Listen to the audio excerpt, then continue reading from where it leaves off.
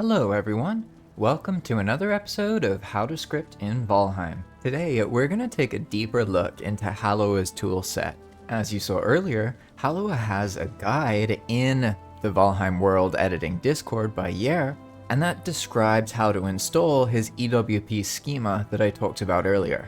In this video, I'm not going to explain how to install everything. Rather, I'm going to focus on how to use each of his tools and make sure that you understand why they are so useful. We'll cover the wiki, which we dabbled in a little bit already, the blueprint to EWP blueprint feature, and then the EWP schema. You probably remember earlier in the series when in the prefabs episode, we used Haloa's tool to get a list of different prefabs that we might be able to spawn or use as a trigger, knowing that Haloa's tool gives us visuals of the items, which makes it easier to work on. But all of that is actually just one part of the wiki section, the prefab section. There's actually three different areas. There's the components section, the prefab section, and the notes.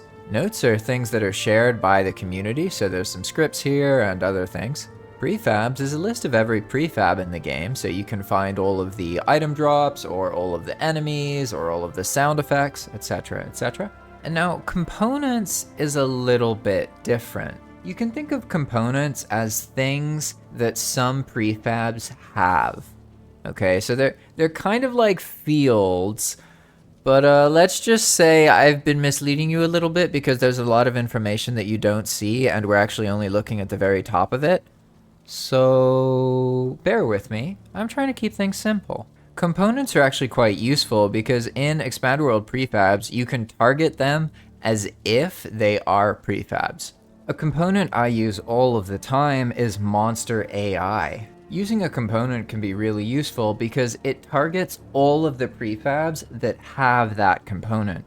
So when we target Monster AI like this, we're actually targeting every possible monster in the game just with one little string here. So oftentimes when you're scripting, you can actually just figure out a component to target, and that's going to be more effective in situations where you have a lot of potential targets. So it really depends on what you're doing. But either way, it's very useful to be able to browse the components because not only can you browse them here, let's take a look at the bed component for example, but you can actually open up that component and then see the fields that this component adds in data.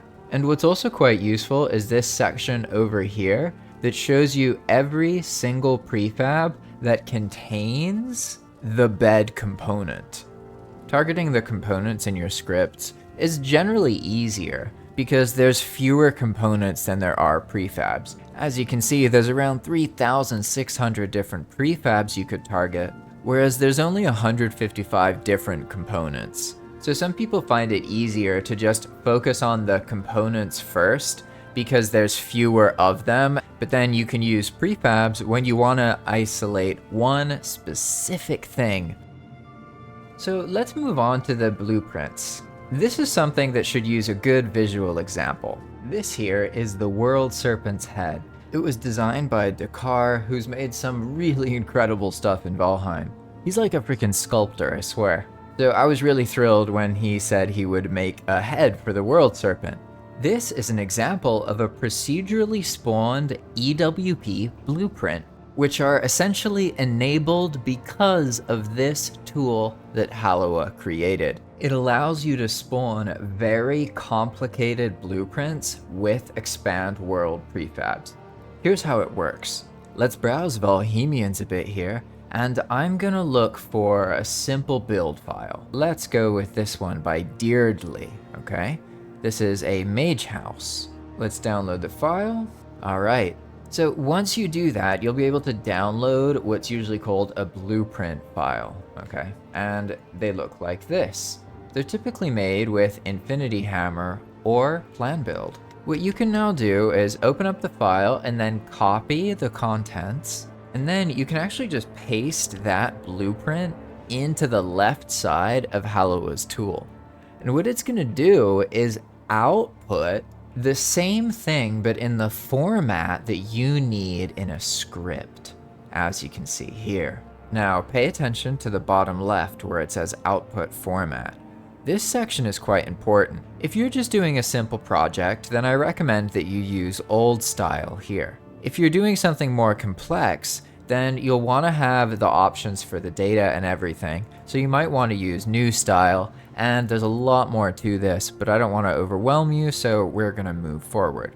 Let's just use old style. Now what I do is I have this whole file here on the right, and I'm gonna copy it.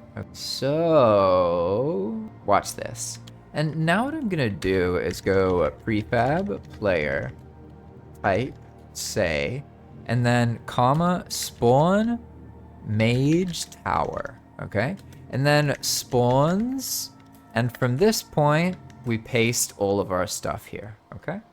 So we've essentially just made a command that will allow us to spawn the entire tower with this word, spawn mage tower. And then let's see the BEP log. Do we have reloaded prefab rules? Yes, we do. Okay. No errors, so let's give it a shot. All right, so I'm just going to go say spawn mage tower. Boom! Look at that. There you go. You got your script spawned blueprint. Isn't that crazy how I can just copy paste text and I didn't even close Valheim? Like, that's the power of Expand World Prefabs. Great build, Deirdre. Looks really cool. As you can imagine, this can get pretty insane because you can spawn really big structures this way.